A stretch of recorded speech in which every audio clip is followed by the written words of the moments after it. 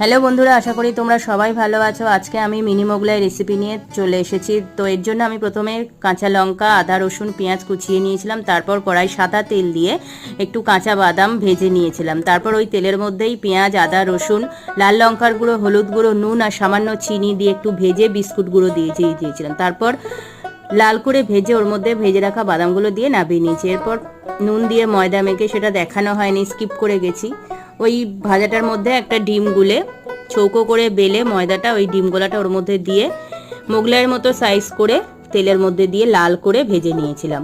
দেখো বন্ধুরা, খেতে কিন্তু দারুণ হয়েছিল। তোমরাও বাড়িতে ট্রাই করে দেখো, আর ভালো লাগলে আমার চ্যানেলটা সাবস্ক্রাইব করো, লাইক করো, কমেন্ট করো।